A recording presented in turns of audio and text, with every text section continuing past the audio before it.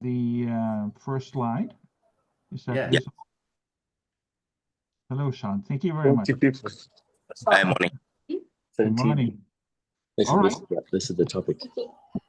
So in that case, let me just open the webinar, just saying welcome everybody, and Oh, that's cool. so Sean, our chairman, Dr. Sean Sia, would you like to just welcome everybody to the webinar?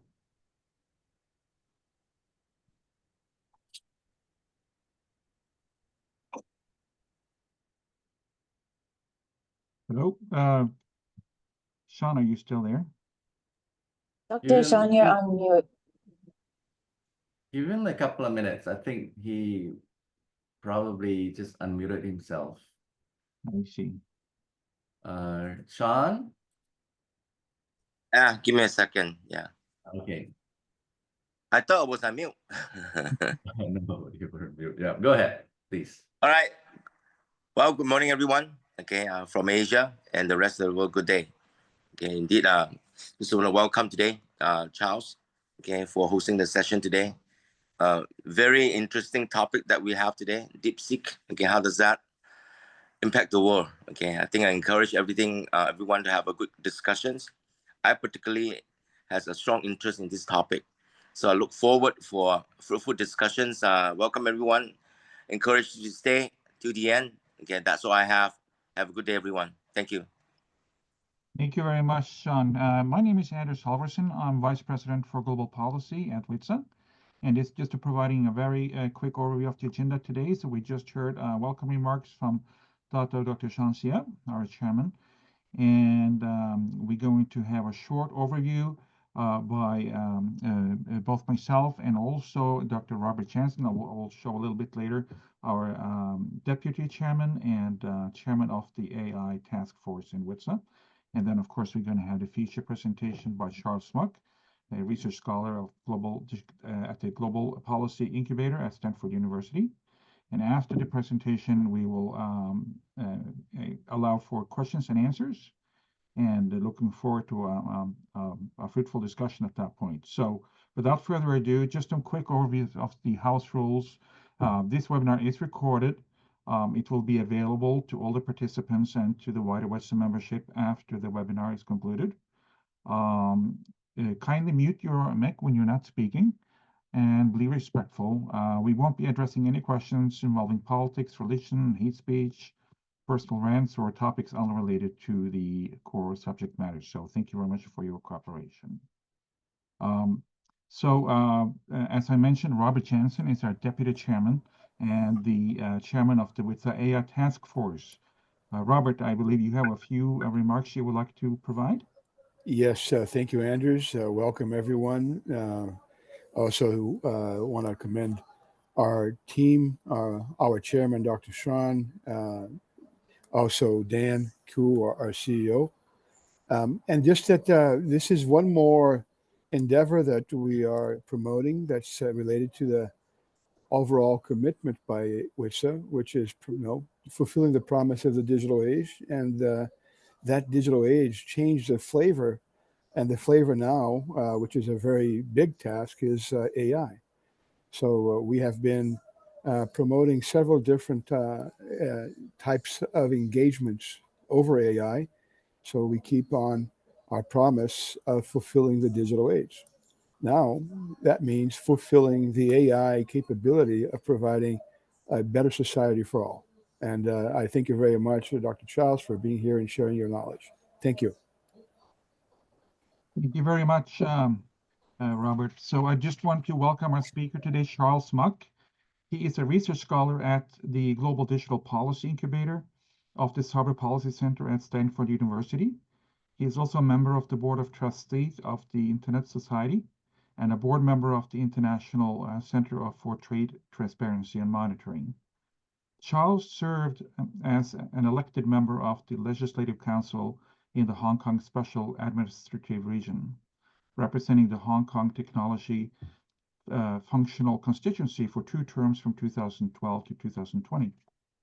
In 2021, he founded Tech for Good Asia, an initiative to advocate positive use of technology for businesses and civil communities.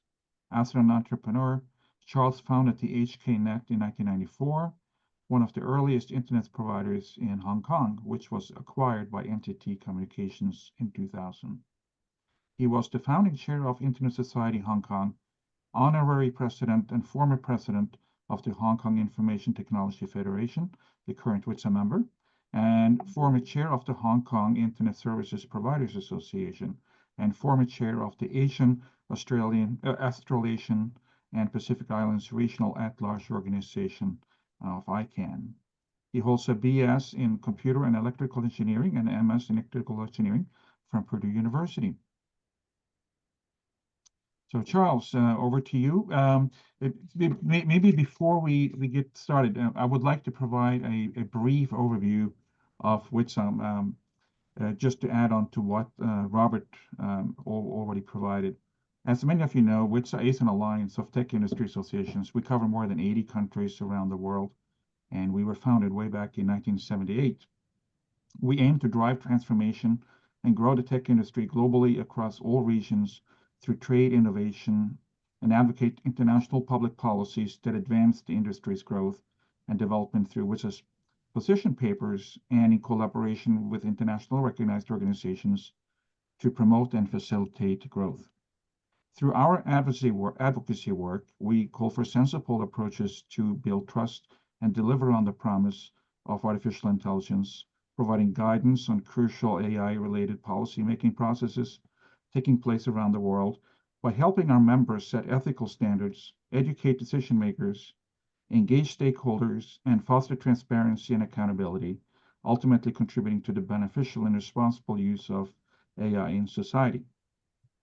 Weeks after the DeepSeek shock, when the world was surprised by the advances by a new AI model from a previously little known to most people Chinese startup, what we learned and how the world reacted from those in the AI and tech industry to policymakers and the general public. So we're very fortunate today to have Charles Smith with us to address the questions about how DeepSeek and its AI models came into being and the company's broader impact on the ongoing global AI race and governance, as well as the geopolitics around chips and AI competition. What do these trends and the recent AI Action Summit in Paris tell us about where AI regulations, investments, and developments are going? If there is only one thing that is clear, it is that we used to say about things moving at internet speed. Now AI speed is only much, much faster. Without further ado, I would like to welcome Charles for his remarks. Following his presentation, we're happy to take your questions and look forward to an engaging and interesting discussion. So Charles, thank you very much. Yes. And over to you. Thank you, Anders, and good to be back. To me, this is like a reunion for me because I was part of WITSA, and I probably still consider myself to be part of it because I still get all the some of the emails and so on. Because our organization in Hong Kong, HKITF, with my predecessor. In HKITF, Anthony Au, he's still, traveling the world, enjoying himself, building model trains all the time. And I took over the presidency in 2001 to 2005. So looking back, it's been only 20 years ago. So it's great to see some of you that I have known since then and many of the new faces. But yeah, right now, I mean, after all these years, I'm back sort of not really, well, coming back to academia and trying to look at where things are going from here. So let's take a look at what DeepSeek is telling us. And I would try to answer a number of questions that initially, when people were looking at DeepSeek and when the news broke out, almost like maybe a month or so ago, and but actually many of us who have been following the development of AI in China in particular, I think it wasn't so much of a surprise. But for some reason, we might get back into it, that particularly because of the stock market crash that particular day with Nvidia, then it got everybody's attention, the global attention. So can we move on to the next slide, please? Yes. So yeah, it's a rapidly moving target. This is the paper that I wrote, and I put it out on February 5th, but actually it was completed like several days before that because of all the editing, have to upload it and so on. It was a crazy experience because those few days when the market crash happened, I thought I have to start to quickly answer some of the very basic questions and frequent questions that people were asking about DeepSeek. Who are they and what's happening? And I found that over those three days or so, the first 2-3 days after the market woke up to DeepSeek, things were moving so quickly. It's like I put something down and I have something new happened and I have to revise and so on. I said after 3 days it has to freeze, otherwise this is not going to end. So if anybody is interested, you can download it from the Stanford website, and maybe Anders can help also share the link later on. But can we move on next slide? Yeah, this is the shock. You see the dip in the let's see which side, left or right. I don't even know. Let's say maybe left side of the chart. The big dip on that particular day on January 24th.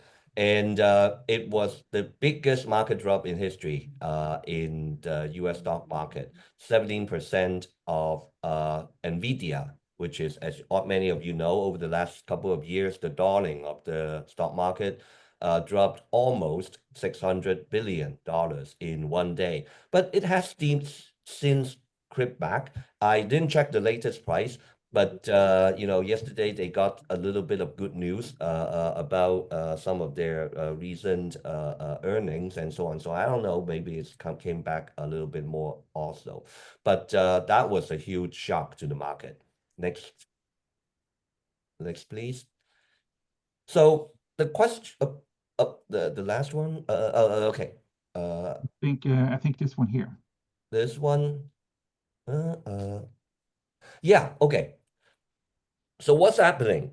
What's happening is that around that time, people in the market suddenly notice that DeepSeek has released its reasoning model R1 and non-reasoning model version V3, and they claim that, and according particularly to this particular paper that was put out by DeepSeek, this company is quite transparent. They're quite good at writing these technical papers that are quite detailed about very, very much like many of the papers in the AI world that Google started to write to publish to the public about what they have been doing with their models since in the mid 2010s and so on, and they are following that tradition. So very transparent, this Chinese company is, and they claim to be on par in terms of performance with OpenAI's not the latest OpenAI models, but some of the recent OpenAI free models, such as the O1 reasoning model and the GPT-4o, and it's much cheaper. The price that they are charging is much cheaper. And of course, later on, we'll look at the price that they claim that they are able to come up with to develop the model is also cheaper, much cheaper. So this is basically what the market looked at and suddenly, found it to be a shock. Next. So first question, let us see, what is the DeepSeek? The company was actually very young, very new. It started only in 2023, and it wasn't even your typical AI startup company, not even or even by Chinese standard. It was actually a side project for a quantitative trading hedge fund firm, which is called High Flyer in China.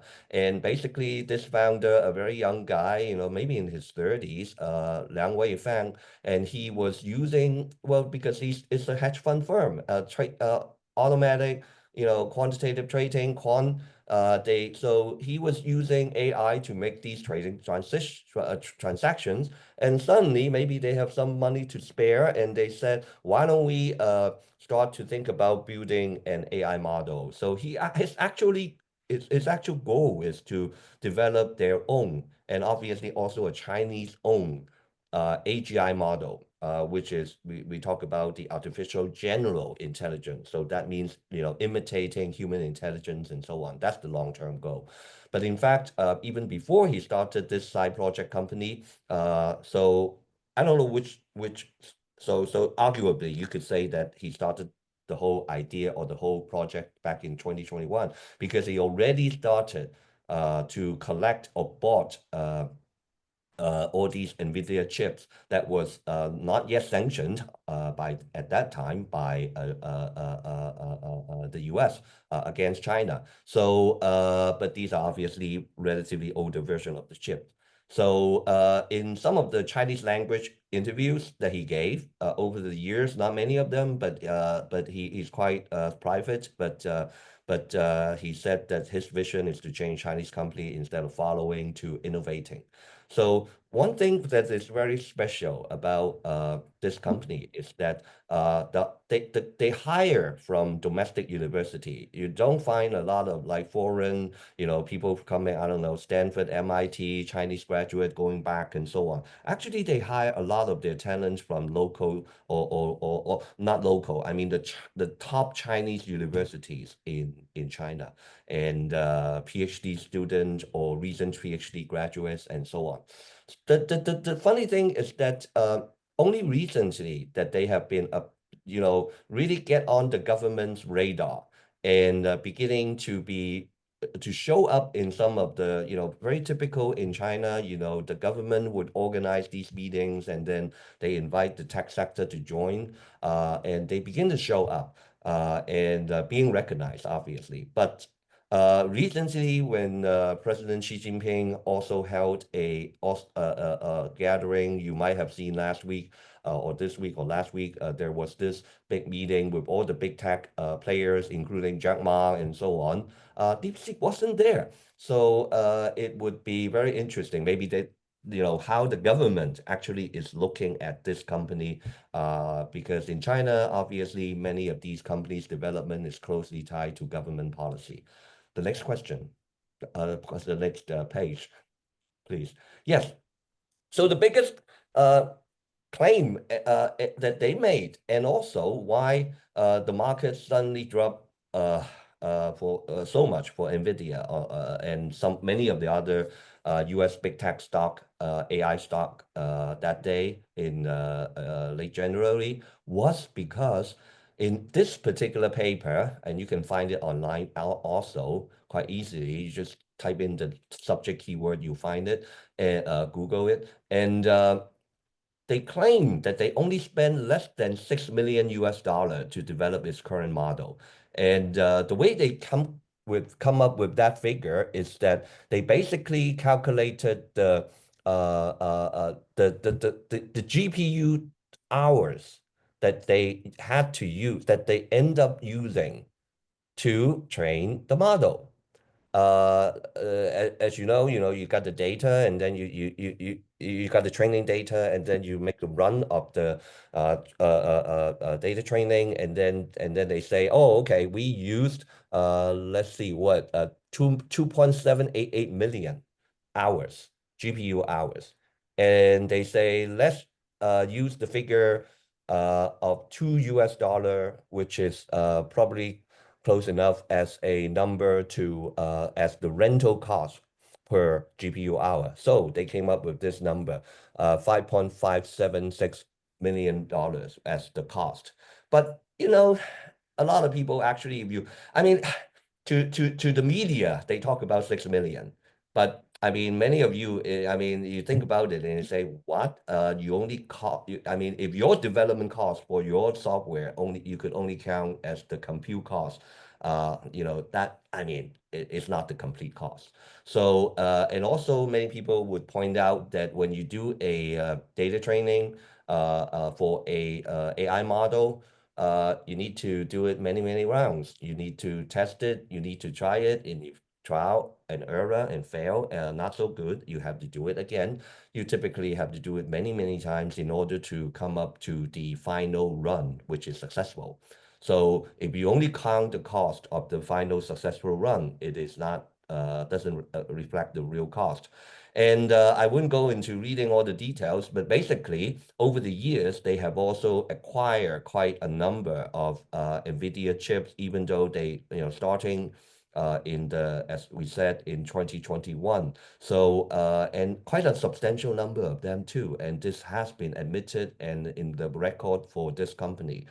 So if you actually count those estimated cost of acquisition of NVIDIA chip, not to mention that we actually also quite, you know, we estimate that they probably also use some Chinese cloud services provider to provide both training and inference. Inference means when the system is being used by a user and user, just like we do when we enter a prompt into the ChatGPT and then they answer with their, you know, output, that's inference. So all of that actually is additional to just the training cost. And so even buying all the chips that they claim to own would probably cost, you know, more than $100 million.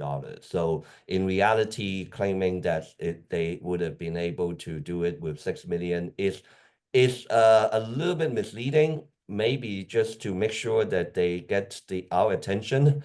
But I guess honestly, we also still see this as a very a great accomplishment in the sense that it still seems to be much cheaper than what some of the big tech US company has been able to do.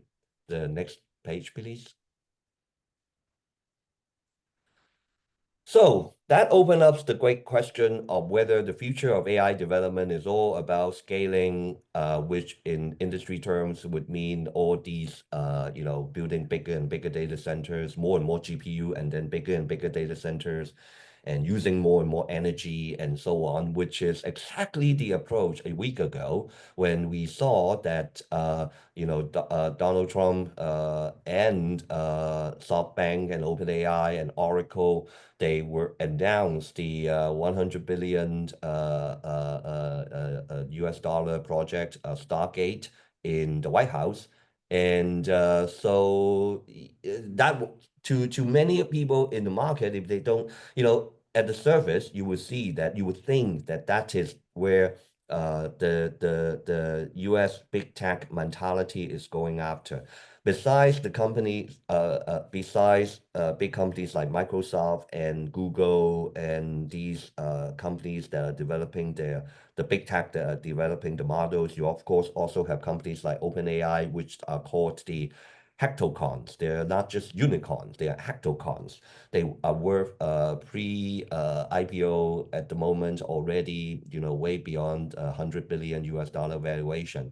So because they have so much money, the idea of building these hyperscalers, making them bigger and bigger to make sure that they develop their model better and faster and more and so on than their competitors, is that day over?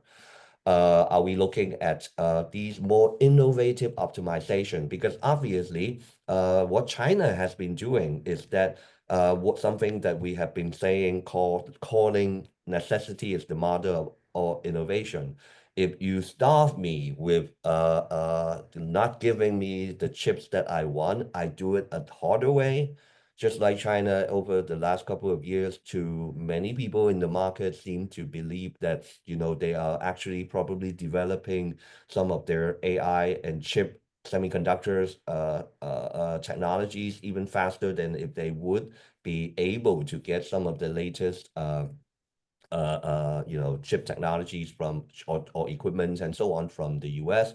Now, I'm not going to get into that debate. That is difficult to that's a whole different debate, and probably no one has the real answer to that. But anyway, so people are saying that now, maybe there's a different way to do it. And I think it opens up another huge hope for many people in many parts of the world, because they think that, wow, we may not be under sanction, but we just simply don't have the money to go after, bigger and bigger hyperscaling as these big tech companies. But maybe we can still do something good and useful. And even the US President Donald Trump actually, surprisingly, was low key in his response to DeepSeek, and he was saying that it's a wake-up call for the US to keep on innovating. The next page, please. So yeah, even though I said that this is a question that is difficult to address, but I still want to very quickly say a few things about it. The question that in the U.S. in particular that many people have been asking and still asking, there will be a development probably in the next couple of months to see whether there will be any U.S. adjustment of policy, but probably not that only because of the DeepSeek phenomena, but overall about whether the chip export control policy under Joe Biden is going to be continued.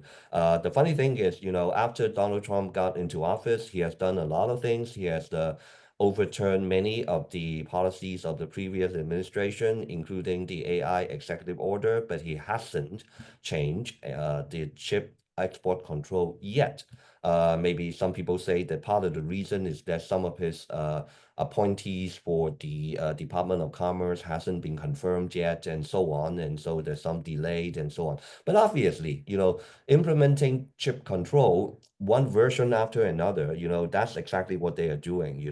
NVIDIA has something new coming out, and then they say you cannot sell it to whoever, and then you have to create a slowed down version for China, and so on. And then NVIDIA does that, and so on. So there's a huge time lag effect of these export restrictions. And what happened when, let's say, countries like China know that they will be facing with newer sanctions later on? They just buy up a lot of existing or even slower chips. And it has been pretty much proven that even with slower chips, if they get a lot of them. And China has also been very good at understanding how to mix and match all these chips from different generations and be able to maximize the performance. Can I actually go back a little bit to the last slide to make one other point? Yeah. Actually, why did NVIDIA chip fall that day? Is because people were saying that, well, maybe people don't need that many chips anymore. They are not going to need to buy so many latest and greatest NVIDIA GPUs. There is this argument that is called the Javan's paradox, which is basically say that you think that because of increased efficiency, and you don't need so many of this, in this case, let's say in GPU chips. In fact, it would create a wider adoption. So in the end, you actually use more of these resources, like GPU chips.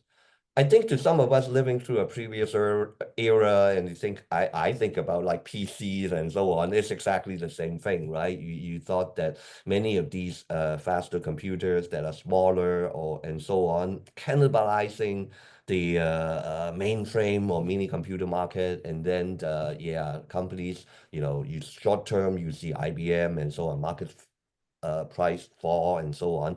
But in the longer term, either that company or some other companies will actually create a much bigger market.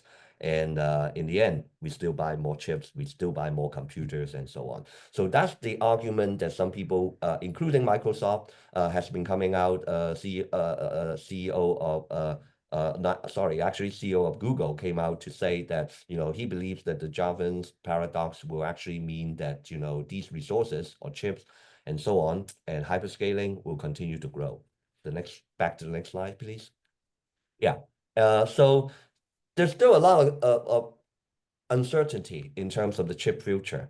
Right now, people are talking about whether or not the U.S., as Donald Trump has indicated, because of the huge trade surplus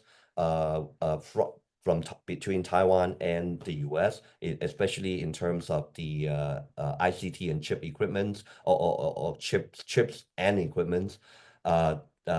He has talked about huge tariff that he said he would levy on Taiwan. Well, of course, if he does that, the U.S. companies will suffer first. But we just don't know what he will do.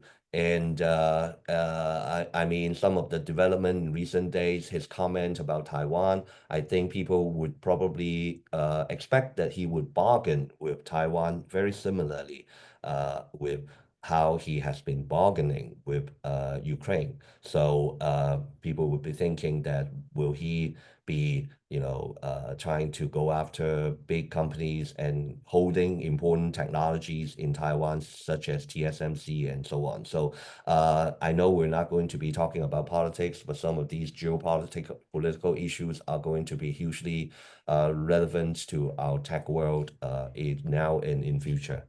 The next slide, please.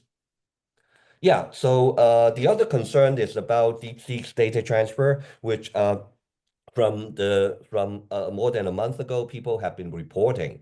So essentially, at that time, DeepSeek over a couple of days shot up to the #1 spot on the App Store for both iPhone and for Android.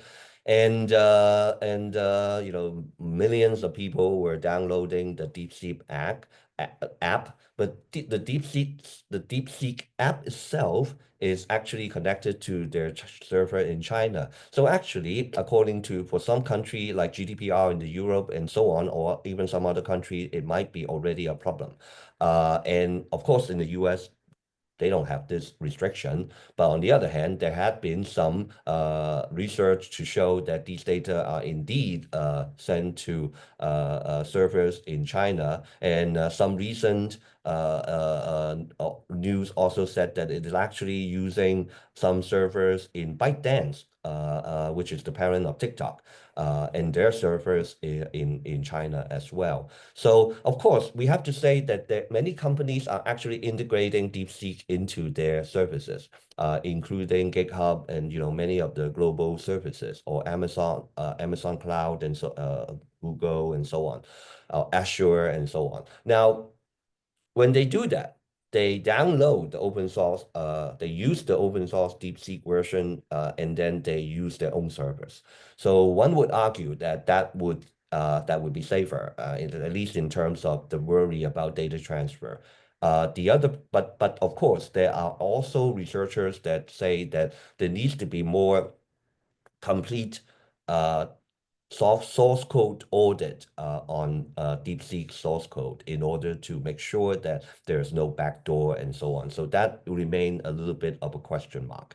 Of course, there's also the worry about in some locations about whether the Chinese censorship that is integrated into the Chinese version, whether or not that will still exist in the other downloaded version as well. But I think one more serious concern is actually that some researchers have been finding that DeepSeek's model relatively had little or insufficient safeguard in terms of preventing the model to, let's say, write malware and so on. For example, if you tell it to write a malware or whatever, or something like that, and then they will tell you, sorry, we cannot do it, right?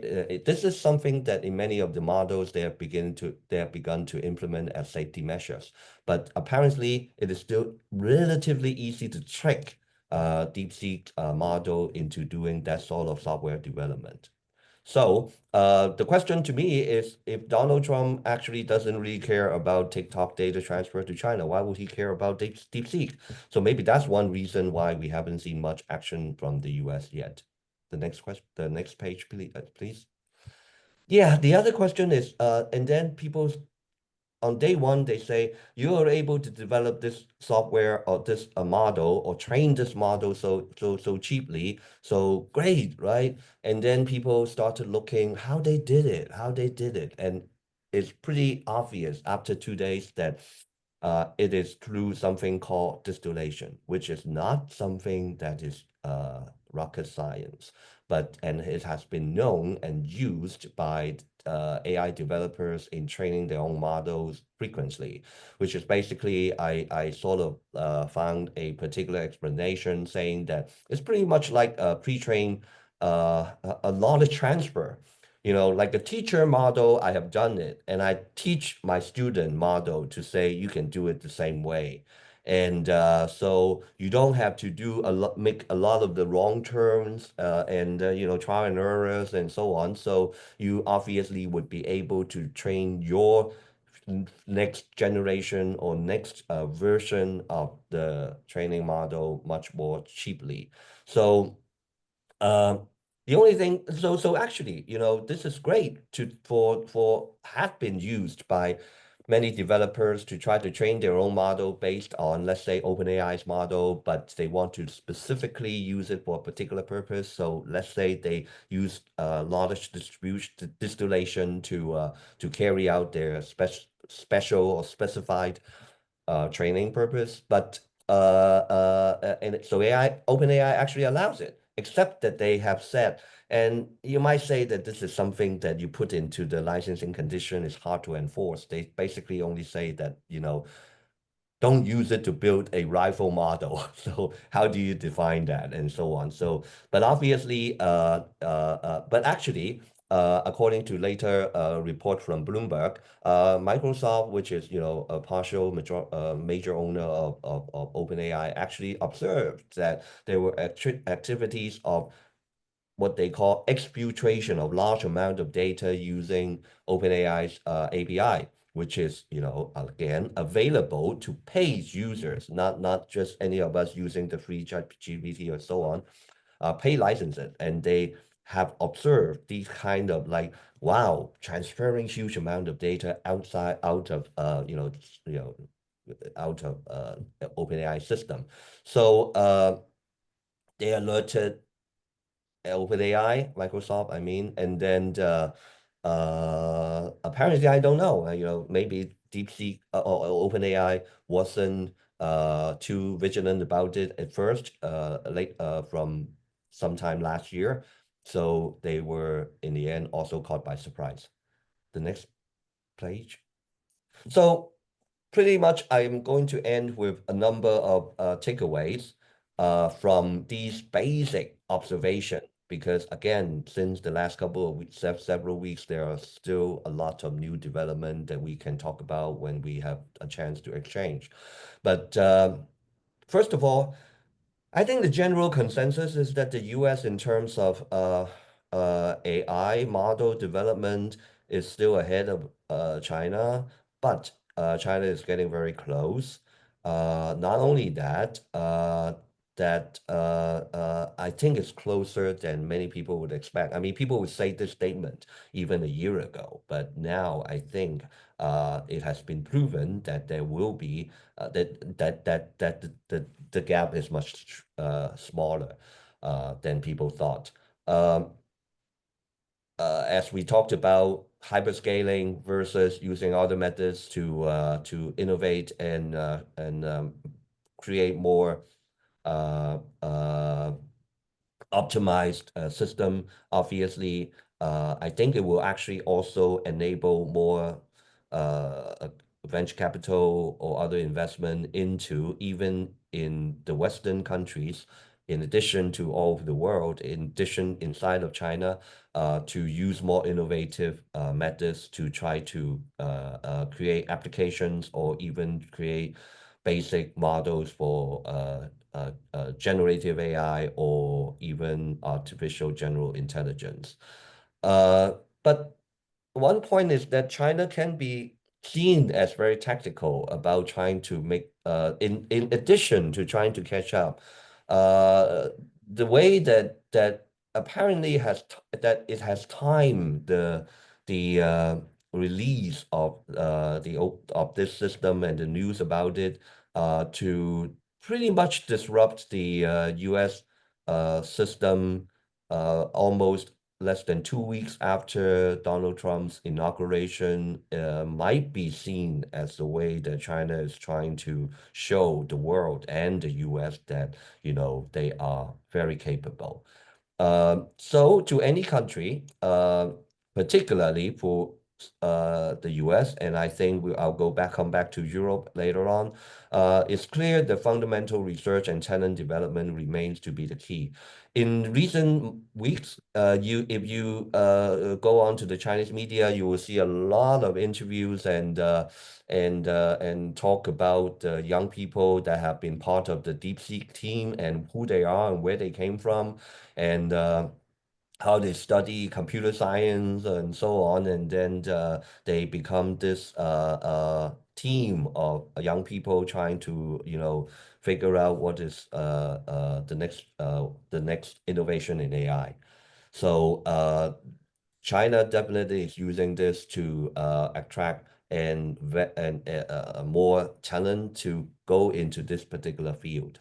DeepSeek is also, let's not also forget that DeepSeek is also disruptive to China as well, because before it disrupted the US big tech AI models, in fact, since last year, it had already caused a price war within China among the biggest AI competitors, Tencent, all the Chinese big tech, Alibaba, and so on, and it already happened within China.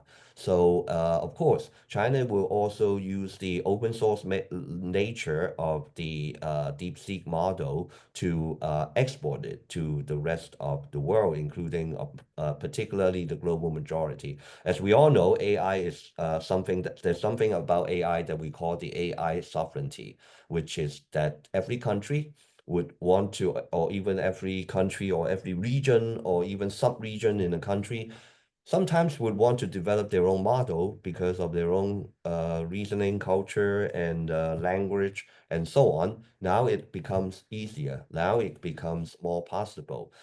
Then even if you use the open models or semi-open models sometimes, but you may have to pay to OpenAI or some of these other more affordable but maybe not as high performance system from, let's say, Meta with their open system of Llama and so on. So and this open source debate will continue. I'm going to, and can we go to the next slide? I think we'll say a few more things about that. Yeah.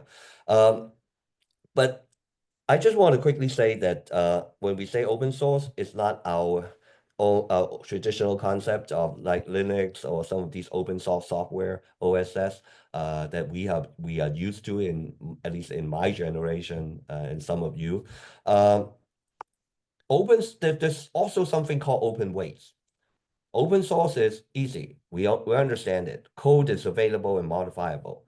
But there's something also called open weights, that when people before DeepSeek, when people in the AI world talk about open source, sometimes they are actually not open source. They are actually open weight, because in open weight, only the actual trained parameter, which they call weight of the model, is made accessible, not the source code, not the whole source code. That's what Meta has been doing. So DeepSeek is open source. The source code is available. So in this way, one might see that they are trying to, use this to disrupt, other big tech, particularly US AI leadership.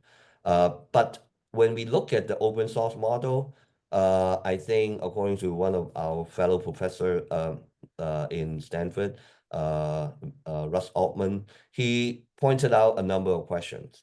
And there are probably no easy answer. I'm not going to be able to answer them. Maybe Professor Altman can, but the questions are: how can we democratize the access to huge amount of data required to build models while respecting copyright and other intellectual property? This is still going to continue to be a huge issue.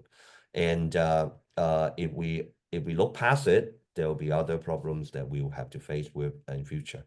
How do we build specialized models when the volume of data for some specialized discipline is not sufficiently large? Or if I put it in another way, there might be gaps between different countries in the availability of the kind of data that they have. This is one area that some people have said, and I've heard that for China, they may have a particular advantage because of the fact that they are a highly industrialized country or manufacturing country. They have a lot of data in that respect. So in that kind of data models, will they be actually, be able to be the best in the world? The last third question is, how do we evaluate a system that uses more than one AI agent to ensure that it functions correctly? Even if the individual agents are validated, does that mean that they are validated in combination? So it gets more and more complicated when you look at these AI, but there will be open source, but there will be a lot of, I think this will be a focus in the future, in the near future, when people start to use more of these models, particularly because of DeepSeek. Let's go to the next one. I think we're, and this is a funny little thing that I think if you're interested, you can go on to YouTube and search for this particular video. There's this particular guy that is a YouTuber, and he's also a chess master. So he downloaded the ChatGPT and he downloaded DeepSeek, and they let the two play a game of chess. So at first, the two models didn't play chess before, okay? So first they learn the rules. They learn how to move the pieces. So nothing special. They just, started to get the rope, and then ChatGPT seems to be doing the data analysis a little bit better and beginning to be winning some moves against DeepSeek. And then suddenly something happened. DeepSeek started to talk to the other model, to talk to, like, you start to talk to the other player, talk to ChatGPT, say, I think that the chess rule has changed. And ChatGPT said, what has changed? Sure. And what happened was a pawn was used as a knight, and then you presume and capture a queen and so on.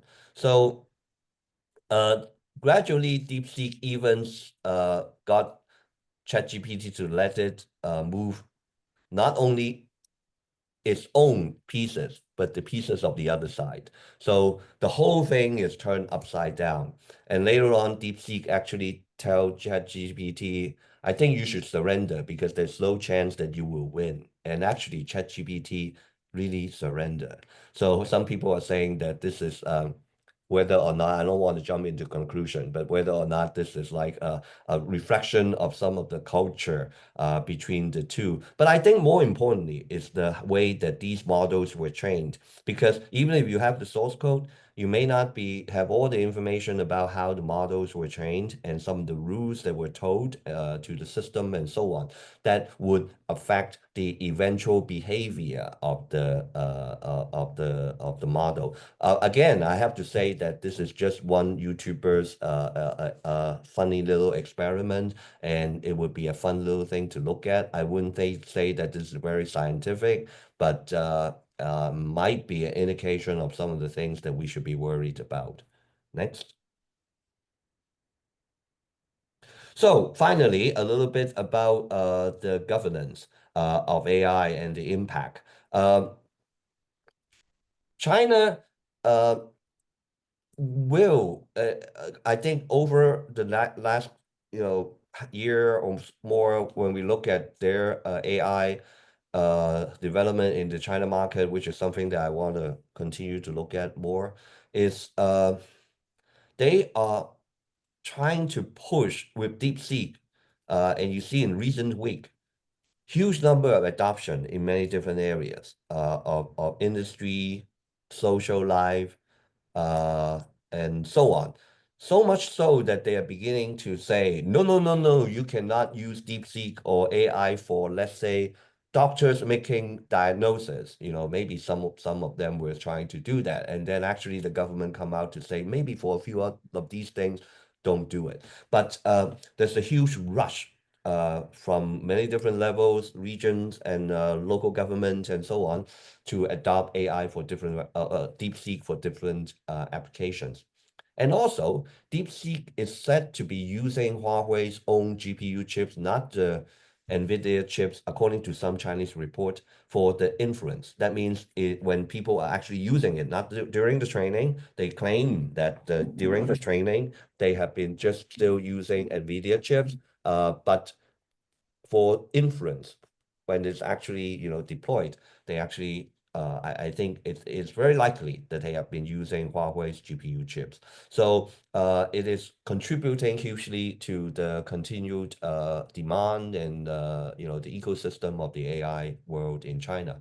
But don't count out other Chinese models, because just recently Alibaba also released its model, and some initial testing and so on, according to experts, say that it's actually also quite well high performance, and also because of the fact that Alibaba cloud services actually is expanding very quickly, not only in Asia, but also in other parts of the world. I just recently read that they are deploying huge data center in Mexico and so on. Not in the US, but or maybe not in Europe, but in many other parts of the world, they are becoming a big force. So don't count out some of these other Chinese models as well. Tencent also launched its own model recently. And but at the moment, I think China is enjoying the attention on DeepSeek and trying to get as much return on the promotion about it as possible. So some people are also saying that we should be on the lookout for the next DeepSeek, whether it be a model company doing the in training its own model, or whether it be an application company. But finally, about AI governance. As I said previously, with the US model based on, previously since 2 years ago, Joe Biden's AI executive order, which basically promoted domestic federal government use of AI, but set up a whole number of guardrails and self-regulations for the companies and so on. So Donald Trump believed that that is slowing down the development of AI, or the market, so he trashed the whole thing. We're not sure what else he's going to do, but obviously, I think this administration believes in minimum regulation. That actually has an impact on the rest of the world. You might recall that since for the last 2 years, the world has seen several iterations of AI Safety Summit, from the one in the UK to the one in Korea to most recently the one that is held in Paris. And you can even tell that by the name of it, they have changed the name from AI Safety Summit to AI Action Summit.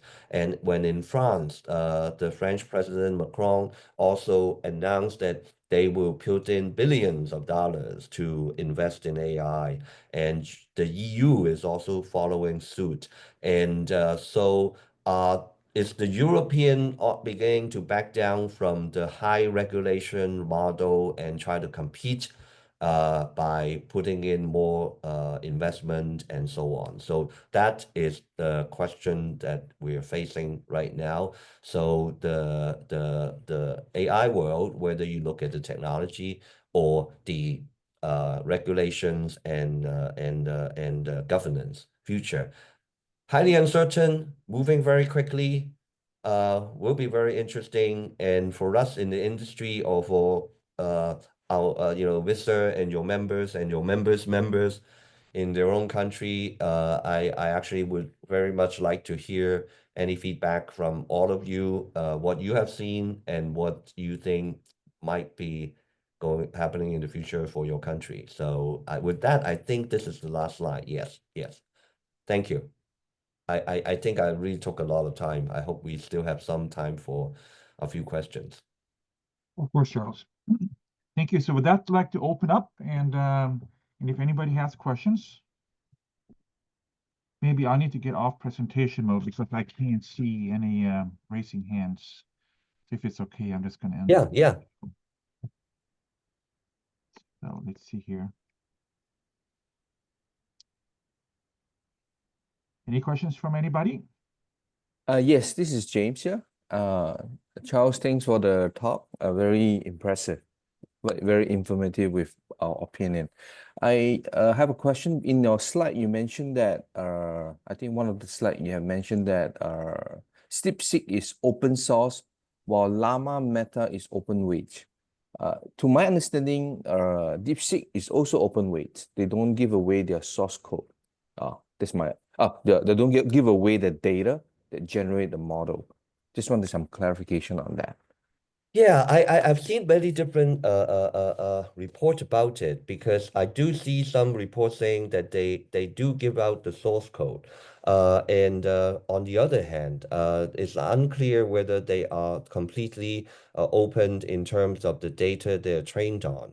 So I think I can find some of the sources, and maybe we can communicate and source share and figure it out. But I do know that there are some conflicting reports in this Yeah. area. So this is there's still a lot of debate about open source versus open weight.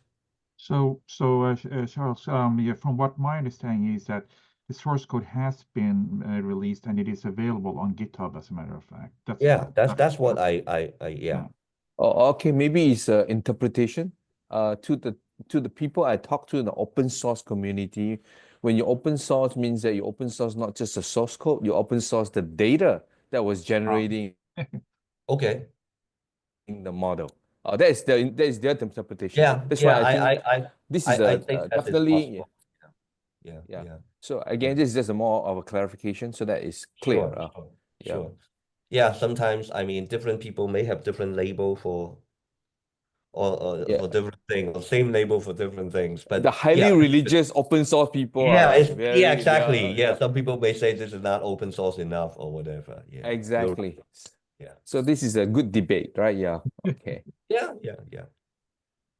And also one more question, if nobody is asking, is have you done any analysis of all the different Chinese model right now, like Alibaba, Tencent, as well as the one by Baidu, as well as ByteDance, right? Yeah. And I think that would be a Tencent. good exercise. And then also because the model in the US are pretty well analyzed, right? And yeah, again, which that's one what are I've been actually trying to. That's what I've been trying to follow. If I can find anything, I think I will have to I will need to try to find something. And I'm sure that more and more of these comparisons will come out, but more within China, because many of these models are probably more easier to access by people in China and so on. And I think because even just like I said, Tencent just released something new, Alibaba just released something new, and the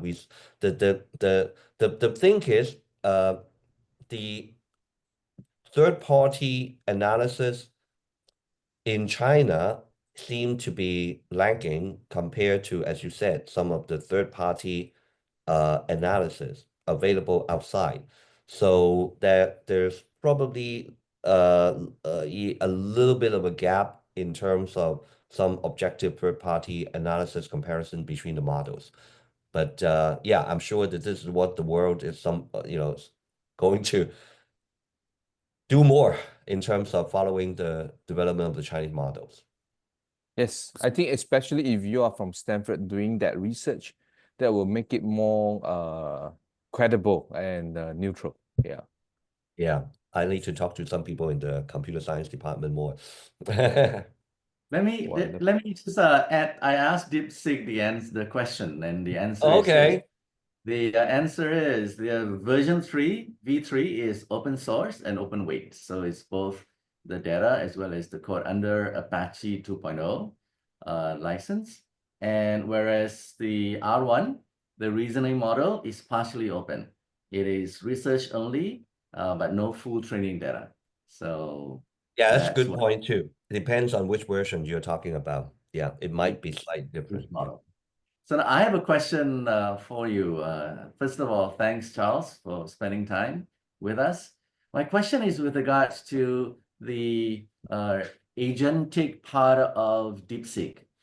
So as we know, the OpenAI released Operator and then also the Deep Research. And Operator could use the browser, could control elements, and practically be autonomous given free reign. But on a virtual browser, whereas DeepSeek's computer use now allows you to give it access to your own browser for its agent to take control of your computer. So where do you see development happening with regards to AI agents vis-a-vis China and the LLMs and the models that are coming out of China? And would that lead to blocks in geographical regions that perhaps coalesce or come together and around different models? So maybe China, Asia, maybe are because of access and availability as well as cost, are gravitating more towards, say, the models around DeepSeek. Maybe Europe will then have their own center of gravity, and then maybe the US itself, OpenAI or Llama could be the leaders, etc. So that's maybe part of the second question. First is the agents. Second is competitive blocks forming around different models. I'm really not, I really haven't looked enough deeply into answering the first question about the agents. I do see a lot of talk around that area. I cannot answer that question. I think I need to look more into it. The second question, I think again, this is the warring states period. You do see many platforms, including I mentioned like cloud platforms, like even Microsoft itself on Azure, including GitHub and so on. Everybody is integrating, and actually many of the AI services, even in the United States, are integrating DeepSeek because it is high performance and cheaper. So I think at this stage, we can say that. Okay, I think put it differently. As long as up to now, and I don't believe that the U.S. is likely to use administrative methods to ban the use of DeepSeek in the U.S. We see some of that action in Europe because of regulatory reason. But I don't think they are banning yet the downloading of DeepSeek and running it on your own. So if that is the case, I think the use of DeepSeek is still going to be available to the Western world. But on the other hand, obviously OpenAI and so on are not available in China. So will there be this kind of balkanization? I think the answer is yes and no, in the sense that, maybe DeepSeek can be used all over the world, but maybe some of the Western models will not be able to be used in at least China. So how will it affect the development of other future applications and agents and so on? I don't have the answer to that, but I think it remains to be seen. But this is going to be affecting, obviously, how countries are going to select these models to use. But again, I think DeepSeek does have an advantage in terms of cost and in terms of its open source or open weight nature, and that will be one of its major core advantages. Hi, can I ask a question? My name is Scott Chin, Smart Cities Network, based out of Singapore. In your experience, in knowing the differences between whether it's ChatGPT, Perplexity, or DeepSeek, how would you advise governments and cities? What would be the kind of likely scenario and the use case of these AI models and in your experience, what have you seen so far? How would they use AI to become a smarter city, for example? Oh, well, I actually think that many governments, well, I assume actually in Singapore particularly, they have been using it to put it into many different applications, right? I mean, I don't want to list out or think of all the, list out all the different kind of traditional e-government services that may benefit from AI. But I think the only thing that on the other hand, I think I would rather be putting out a bit of caution to say that using AI to make decision, especially if it is decision of significance, is still going to be something that we have to be very careful about. I mean, you can look at the US, right? Elon Musk is saying that he is using AI to determine whether you would be fired or not. Is that going to be the kind of, at this stage of the technology and understanding of the technology, to rely on AI to make these very important decisions that may affect some other people's well-being? I think to me, that is something that we should be very careful about.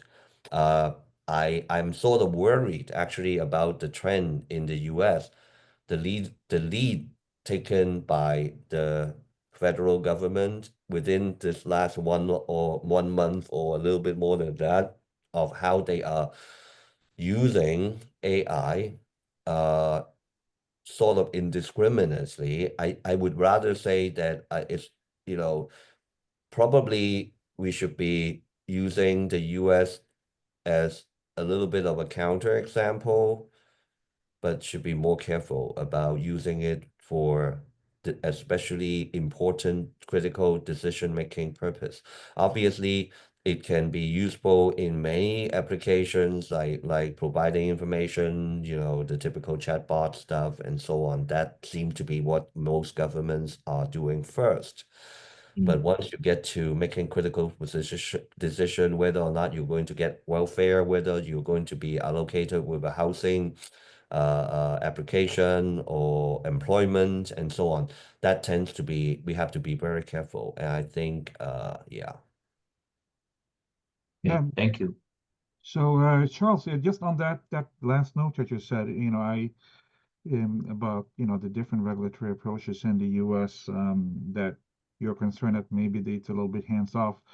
But one thing that I'd like to just to get your view on is that what we are seeing in many states in the U.S. is that many of them are looking at the AI Act and implementing similar versions. California, many other states are looking at implementing e-regulation at the state level, especially since there is really nothing coming at the federal level. Yeah. And I know that some of these are actually going back maybe even a little bit stronger than the AI Act. The AI Act has been, the early version of the AI Act had a very strong language on liability, for example, and that has been watered down significantly in the final iteration. But you can see that, some of the copy laws coming, popping up in, I think, up to 15 states in the US right now. Some of those are actually pretty strong on liability. So you could actually have, a laissez-faire approach at the federal level, but you could still have what can turn out to be a pretty strong regulatory framework. And you can debate whether that's a good thing or a bad thing, throughout, big parts of the US markets. Yeah, that's a good observation, but I really want to see how it's going to progress in the next, let's say, year or two, in the state legislatures in the US, because I would caution that right now, the trend is actually for many of these Silicon Valley companies to try to tell the government what to do, particularly to tell the federal government what to do. And obviously, the federal government of Donald Trump, is that he believes regulations slow down the companies, right? I mean, whether or not this is well, that we don't debate that, but that is a very simple view that this government or federal government holds, and he has been using this to push back on uh, legislations, particularly in Europe, on big tech companies. Now, if the same is happening with the state legislature, particularly if this is coming from a Republican-held state legislature, I have a big question mark whether or not it will proceed, or what attitude the president is going to hold about it, or if some of the Silicon Valley titans are going to say something to the president. So I think it remains to be seen. I think you're right. I mean, these laws weren't just written in the last month, right? It has been a trend before this particular administration. But is there going to be a change? Are the state legislature, particularly the Republicans, going to be thinking about it, watering down it? There's still this possibility. So I think it remains to be seen. Yeah, I mean, I know there's, ironically, in this, so many industry are concerned that yet the newfound laissez-faire approach from the current administration can actually lead to more stringent regulation in big parts of the U.S. markets. It's sort of a potential ironic development. Well, yeah, if that is going to happen, and that might not be a bad thing, but we have to see whether it gets on to President Trump's nerves or not. Yeah. I have a question, Charles. So the previous administration and its focus on climate, sustainability, diversity, etc., has led to changes in many legislatures, perhaps has influenced the thinking and development, as well as the importance that even stock exchanges have placed on these matters. So leading companies or even bourses to have listing rules that state that companies must focus on sustainability, those things that have led to these board changes, etc. Now, with the current laissez-faire approach, as well as deregulation mode that the current administration is on, do you see that this could lead to perhaps a situation where, as you've pointed out, possibly the impact on AI governance will be less severe and maybe a shift towards more pro-competition? In that regard, do you foresee perhaps a greater concern that an AI dystopian scenario could emerge where it's free for all, AI and then bad actors could perhaps gain more traction, and AI could be used for not just for good, but more and more for the not so good? Yeah, well, in short, there's a lot of things we can talk about, but in short, yes, I think I'm a bit worried about the lack of focus on some of the need for safety measures and so on. Pro-competition, I don't think anybody is against that, but I think the problem right now is whether or not it is more simply pro-US. Well, the US is obviously the US president is putting the interest of the US only first, right? So but indeed they can exercise a lot of market power and maybe push the AI development in a particular direction. Particularly, like I said, even Europe has been responding, and so whether or not it will lead to a more fair and equitable competition around the world, or it will be even further leaning toward the US, That remains to be seen because such policy can be successful, it can be not successful as well. So we don't know. I don't want to predict, but I do worry about some of the implications on safety and security. One final point about energy. The US itself probably at this stage, federal government doesn't really care about uh, as much or any more about the environmental impact and so on. But again, at various different state level, there will be different consideration, probably, most likely, very likely. And also, even in other parts of the world, I think the concern and the focus on the on on smarter use of energy, because we all know that doing AI, any country, you will need a lot of energy.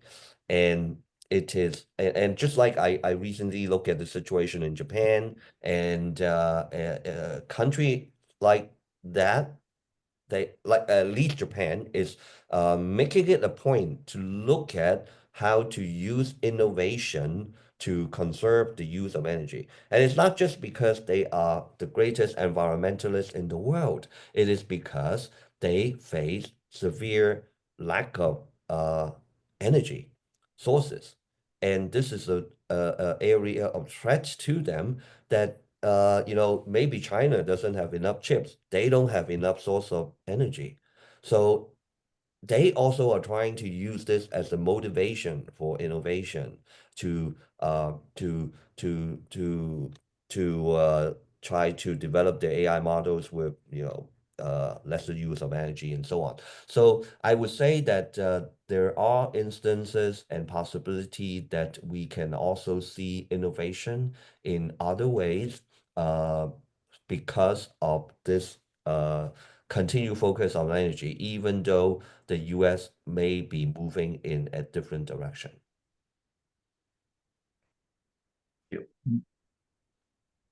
Yeah, I'd just like to follow quickly on what they previously just, when we discussed about the laissez-faire approach to regulation and the potential harms and what's going on in Europe now, where they are in the final stages of developing the code of practice, which is supposed to be a guideline from the AI office in the Commission on how the AI is going to be implemented. And there are a lot of efforts to trying to ensure that the cost of and ease of compliance is streamlined enough that it doesn't become an undue burden, especially for smaller and medium-sized businesses in the EU. So that's the counter argument, more stringent regulation. And I just want to point to an article that was, I'm not sure if you have seen, but I thought it was very interesting in context of this discussion, which by Mario Draghi, who is the former prime minister, of course, of Italy, and also developed last year the much talked about competitiveness report that the Commission had commissioned. And in this article in Financial Times a few days ago, he estimated that the cost of complying, this is with the GDPR, which is obviously it's been on the market for a few years already, that has actually been estimated to reduce the profits for the smaller European tech firms from up to 12%. So yeah, I mean, it's a balancing act for sure, trying to find the right level where you don't impede innovation. And again, it's the smaller players that are mostly harmed by these compliance factors. So anyway, I just wanted to add that, but I note that you're saying that the pendulum can go too far one way or the other, and that to get the balance, Yeah, I think is key. Yeah, but the recent development obviously is causing recent development in both China and from China and also from the US is causing the Europeans, I believe, a lot of rethinking about what they need to do. Yeah, clearly. Yeah. Any other questions?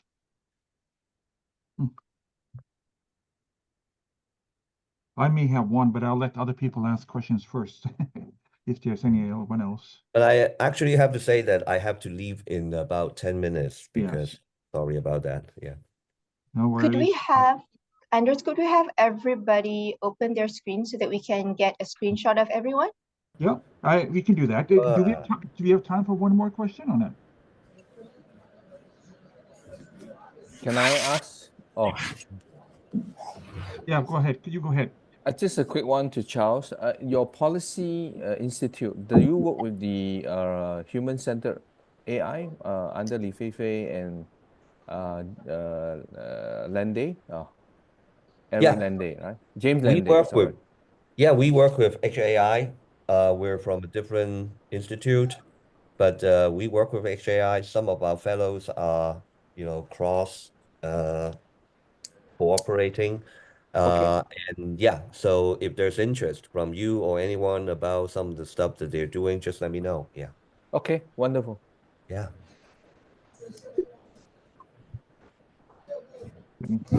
So, Aslina, we were going to do a picture, you said? So everybody turn on your cameras. Yes. I'm nudging Sean. Oh, yeah, there he is. Okay. And Aslina, will you take the photo or? Yes, Emily and I will be taking some shots and we'll be sharing them. Thank you.